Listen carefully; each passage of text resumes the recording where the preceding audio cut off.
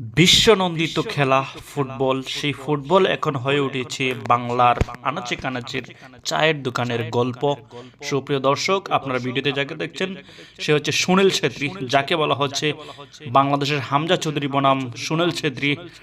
খেলা হবে, অর্থাৎ ভারত বনাম বাংলাদেশের খেলাকে এখন আর কেউ না বলি ডিরেক্ট হামজা চৌধুরী এবং সুনীল ছেত্রীর কথা বলে থাকেন।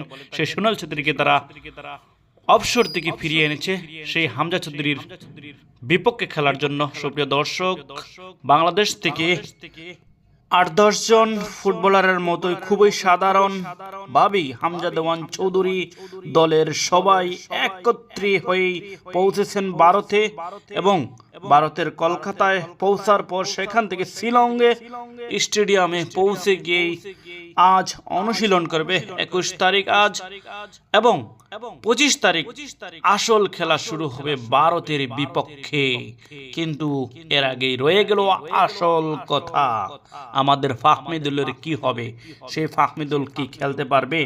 আমরা যতটুকু জানি, সিন্ডিকেট ভাঙ্গার জন্য ক্রীড়ামন্ত্রী আসিফ মাহমুদ এ বিষয়ে অবগত হয়েছেন এবং উনিও পারেন নাই শেষ পর্যন্ত। ফাহমিদুল জানিয়েছেন ফেসবুক পোস্টের মাধ্যমে জুলাই হয়তোবা আগামী জুন জুলাইয়ে উনি আসতে পারে বাংলাদেশের হয়ে, এরকম আমরা লোকমুখে শুনেছি। ততক্ষণে এর আড়ালে রয়ে গেছে গোলকিপার শ্রাবণের অনেক বড় বিশ্বাসঘাতকতা। তার কাছে নাকি বল পাস না দেওয়াতেই কোচ হেবেরিও এসব সিদ্ধান্ত নিয়েছেন।